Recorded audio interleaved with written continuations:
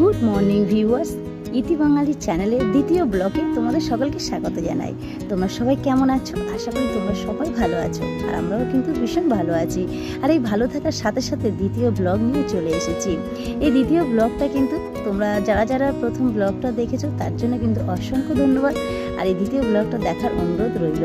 তো দেখো, এখন বাজে সকাল 5টা, আর সকাল 5টায় ঘুম থেকে উঠেছি। উঠে নিজের পার্সোনাল কাজগুলো সেরে দেখো ঝাড় দিতে শুরু করেছি। একটা কি জানো তো, যখন আমি 5টার সময় ঘুমতে উঠবো, আমার এই 7 মাসের মেয়েটাও তখন উঠে যায়, ফলে আমার কাজ করতে অনেক ব্যাঘাত ঘটে। তো আজকে সুইটি বাড়িতে আছে, সুইটি কোনো টিউশন নেই, তাই সুইটি আমাকে হেল্প করছে। তো দেখো, গতকাল রাত্রে আমি রান্না করেছিলাম উনুনে, আর উনুনটাকে দেখো একটু কষ দিতে হবে, তাই উনুনে যে ছাইগুলো রয়েছে সেই ছাইগুলো তুলে দেখো, এদিকে একটা আমি দুটো পেঁপে গাছ দিয়েছি। আর এই ছাই পেঁপে গাছে দিলে শুনেছি পেঁপে গাছ গ্রোথটা খুব সুন্দর হয়, তাই দেখো আমি ছাইগুলো তুলছি আর পেঁপে গাছের গোড়ায় আমি দিয়ে দিয়েছি। দিয়ে দেখো অবশেষে আমি উনুনটাকে কষ দিচ্ছি। এইদিকে কষ দিতে দিতে শুনছি আবার লক্ষ্য রাখতে হচ্ছে সুইটি পড়ছে কিনা, কারণ সুইটি এখন যদি না পড়তে পারে, এরপরে যদি সোফিয়া ঘুম থেকে ওঠে তাহলে কিন্তু একদম সুইটি পড়তে পারবে না। তো মাঝে মাঝে দেখো সুইটিকে আবার বকতে হচ্ছে, সুইটি তাড়াতাড়ি পড়, জোরে জোরে পড়, এমনি বলতে হচ্ছে। আবার মাঝে মাঝে দেখো নিজের কাজেও ধ্যান দিতে হচ্ছে। সত্যি কথা বলতে বিয়ের আগের জীবনটা আমার মনে হয় খুব ভালো জীবন ছিল। আর এটা কি জানো তো, এই যে ব্লগটা করছি, প্রথম যে ব্লগটা তোমাদের কাছে ছেড়েছিলাম, এর আগে আমার একটা ছোটোখাটো চ্যানেল ছিল, এখনও আছে যদিও। তো জানো তো, ইউটিউব ভিডিও করার জন্য আমি অনেক কথা শুনেছি। আমার শ্বশুর বাড়ি থেকে অনেক কথা বলে, মুসলিম মেয়ে হয়ে তোমার মুখ কেন আরও 5 জন দেখবে। তো সত্যি কথা বলতে এইগুলো আমার খুব কষ্ট লাগে। আমি সত্যি জীবনে কিছু করতে চাই, নিজে পায়ে দাঁড়াতে চাই, মেয়েরা কি পারে কি পারে না সেটা আমি সত্যি তুলে ধরতে চাই সবার কাছে। কিন্তু জানো তো, চারিদিকের পরিস্থিতি আমার কাছে এমন কঠিন যে আমি যদি এগোতে চাই, কিন্তু আমাকে কেউ এগোতেই দিচ্ছে না। ফলে আমি সেই চ্যানেলটা একটু শর্টস ছাড়তাম, সেটা কিন্তু আর ছাড়তেই পারছি না। আর এই দেখো, তারপরে আবার ভাবলাম যে থাক, আমি ওই চ্যানেলটা আর চালাবো না, আমি নতুন একটা চ্যানেল খুলবো, আর সেখানে আমি সারাদিনের শিডিউলগুলো শেয়ার করব, আর মাথায় কাপড় দিয়েই করব। তো তারপরেও দেখো অনেক গঞ্জনা আসছে, আর সত্যি কথা বলতে ভিডিও করতে একদম ভালো লাগছে না। তো তারপরেও আমাদের দাদা বললো আমি পাশে আছি, তুমি ভিডিও করো, আর সেই জন্যই দেখো আমি ভিডিও করতে আবার শুরু করে দিয়েছি। আর এদিকে দেখো, টুকটাক কাজ করতে না করতে, বাসন মাজতে মাজতে ওদিকে সাড়া পেলাম যে সোফিয়া উঠে গেছে, আর সুইটি ওখানে আছে, অসুবিধা নেই। আর আমি এদিকে দেখো বাসনগুলো তো সমস্ত আমার মাজা হয়ে গেছে, এবারে মাম্মামের কাপড়গুলো কেচে দেবো। গতকালের তুলনায় আজকের মাম্মামের কাপড় অনেকটা কম পরিষ্কার করতে হবে। আর বাসনের ক্ষেত্রেও ঠিক তাই, এঁটো বাসন আজকে অনেকটা কম পড়েছিল, কারণ গতকাল রাত্রে অনেকটা মেজে নিয়েছিলাম।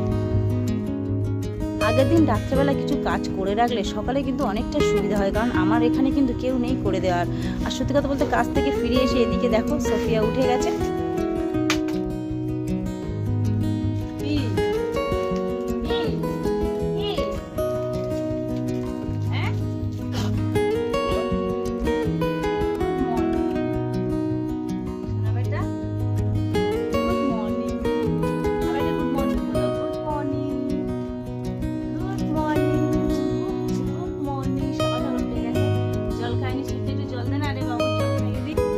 ওদিকের কাজ তো কিছুটা হলেও কমপ্লিট করতে পারলাম। এদিকে দেখো সোফিয়া উঠে গেছে, তো ভাবলাম একটু প্রথমে যেটা করে থাকি, ওকে একটু জল খাওয়াই।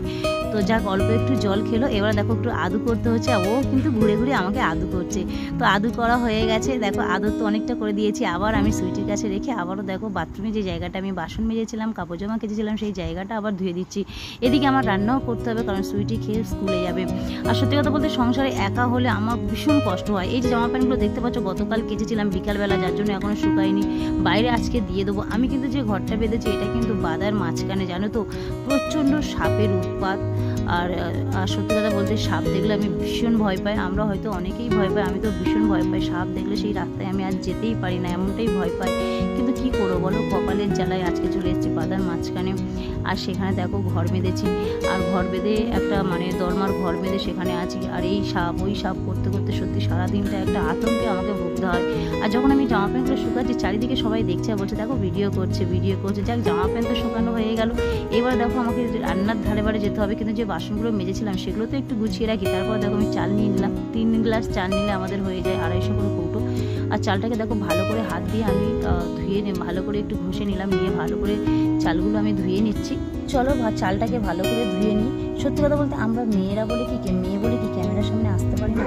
আমরা মুসলিম ঘরের মেয়ে বলে কি ক্যামেরার সামনে আসতে পারি পারি না, কোনো ভিডিও করতে পারি না, কারণ আরও 5 জন আমাদের মুখ দেখবে বলে। এটা কোন আইনে আমরা বাস করছি বলো, কোন যুগে বাস করছি বলো। তো যাক, আমার চাল ধোয়া হয়ে গেছে, পরে আমি তোমাদের সামনে আবার নতুন একটা ব্লগ নিয়ে আসবো এই সম্বন্ধে। চাল ধোয়া হয়ে গেছে, চালটা বসিয়ে দেবো। এদিকে দেখো, কালকে ফ্রিজে বাবা মাছ পাঠিয়েছিল, সেই মাছটা রেখে দিয়েছি। আমুদে মাছের ঝাল করবো। আর এদিকে দেখো, কাজ করতে করতে মামামের খিদে পেয়ে গেছে, সুজি পেস্ট করে দিচ্ছে, কারণ সুজি খেতে চায় না। তো সুজি পেস্ট করে ওকে একটু খাওয়াতে যাবো, কারণ ওদিকে সে কাঁদছে, আমাকে সেখানে যেতে হবে। তো আজকে ব্লগটা দেখো, এই তোমরা দেখতেই থাকো। এই দেখো, ঘুমাচ্ছিল, একটু উঠে গেছে, রান্না এখনো বাকি আছে, উঠে হাজির। আর আমার রান্না করতে দেবে বাবু রে, এ বাবু।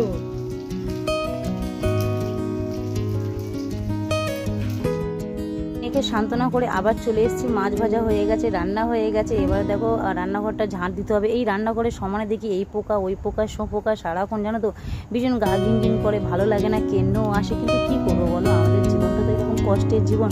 তো দেখো, রান্নাবান্না সমস্ত কিছু তাড়াতাড়ি করে কমপ্লিট করে নিয়েছি। এবার সুইটিকে সময় দিতে হবে, সুইটি যাবে স্নান করবে, খাবে, খেয়ে ও রেডি হবে। সুতরাং এই সময় মাম্মামকে আমাকেই ধরতে হবে, সোফিয়াকে ধরতে হবে। তো দেখো, রান্নাবান্না করার পরেও কিছু বাসন পড়ে, সেইগুলোকে আবার মেজে নিলাম। এদিকে প্রেশার কুকারে দেখো চেষ্টা করছে মাম্মামের একটু খিচুড়ি করতে, যদিও খায়। তো চলো, আমার তো কাজ প্রায় হয়ে গেছে।